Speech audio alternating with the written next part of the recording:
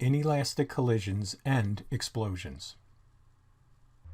Time to come up with the specific equations for each type of collision. But first, let's talk about how we found this out. Measurements. During a collision or an explosion, measurements taken show that the total momentum of a closed system does not change. So not only is that the theory, it's been experimentally proven over and over and over again.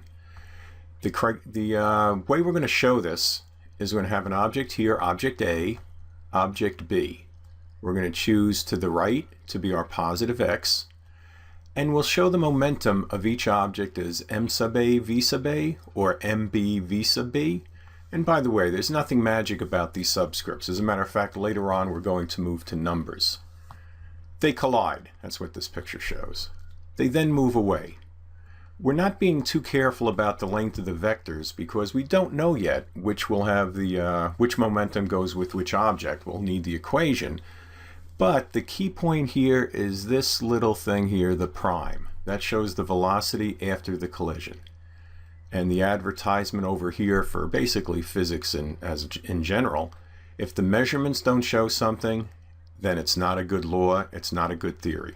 Fortunately for us on conservation of momentum, the experiments bear out what the predictions say. We're going to save a little time here. Since we know that velocity is a vector, we're going to leave off the arrows. I mean, to be totally correct here, over every velocity we should have an arrow. But we're only dealing in one dimension, so we know the direction is either going to be right or left. And if you're going to the left, we'll put a negative sign in front of the momentum. If you're going to the right, we'll put a positive. When you work in multi-dimensions, then it's more important to keep the vector sign. But for now, we'll leave it out. So our equation, in this case, for an inelastic collision, or actually any collision, sorry, will be right here. And this is the equation we're going to modify for the specific types of collisions. So you have the initial condition here, MAVA plus MBVB, and we have the same thing on the right side with the addition of this little prime sign, which tells you that that's the velocity after the collision or explosion. In a perfect inelastic collision, two objects collide and stick together, moving afterwards as one object. We talk a lot about two objects colliding. That's because we can solve for that pretty exactly, and it models what happens in the real world. Once you get three objects, all bets are off. The math is horrible. It's very sensitive to your initial conditions and what happens during the collision, and we just can't come up with a good answer. However, for two, it works perfectly. Physics and the real world can be funny like that. So in this case, we have an initial momentum of sphere A and B, and then we have a final momentum of both of them. We have an isolated system, so momentum is conserved. The left-hand side of the equation is what we've done already. But the right side, we now only have one object with a combined mass of MA plus MB, and they move together because they're one object. So we have V prime. That's the final velocity of the joined object. In an explosion, one object breaks apart into two or more pieces, or we could have coupled objects, for example, if they're hooked together by a spring, or for train cars, they're hooked together by couplers. Then they move as separate objects. To make the problem a little easier, we're going to assume that this object breaks into two pieces. We will also assume that the explosion is along the same line as the initial velocity. We're going to worry about two-dimensional motion later on in the unit. Here's a picture of an explosion. Can you see how it's the time reverse picture of a perfectly inelastic collision? Here's our case. We have the one object moving to the right, and that's the momentum of A plus the momentum of B. Then they separate here. They move apart. On the left-hand side of the equation now, we have a combined mass, MA plus MB, moving with one velocity, and then at the end it splits into two.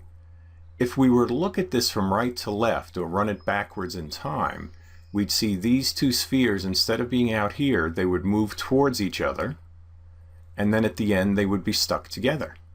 And then the equation would be this. This right side would equal the left. It's the same thing, just left side goes to right and right goes to left. So an explosion is the direct opposite mathematically of a perfect inelastic collision. A 15,500 kilogram railroad freight car travels on a level track at a speed of 5.4 meters per second. It collides and couples with a 30,000 kilogram second car, initially at rest and with its brakes released. What is the speed of the two cars after the collision? We list our givens over here, and then we have conservation of momentum. Now, what can we input into that? Well, V2 is 0. The second car isn't moving, so this term goes out. And then it couples, so the two cars are moving the same.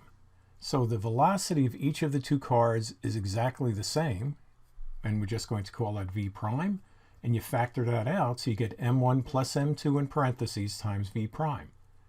We now solve that for V prime by dividing both sides by M1 plus M2. We then substitute in our givens, and our answer is 1.9 meter per second. A 55 kilogram skater at rest on a frictionless rink throws a 3 kilogram ball, giving the ball a velocity of 8 meters per second. What is the velocity of the skater immediately after? We start with conservation momentum, as there are no external forces, and then we simplify the equation. Before the ball is thrown, both the skater and the ball are at rest. So V1 and V2 is equal to 0. We then solve for V1 prime by putting M2 V2 prime on the other side. In other words, we add a negative M2 V2 prime to both sides, and then we divide by M1. So we did a few steps to get here, but that's equal to minus M2 V2 prime over M1. Substitute in our givens, and we get a velocity of negative 0.4 meters per second. So that shows the ball goes one way and the skater goes the opposite way. Just not as much because the skater has more mass than the ball.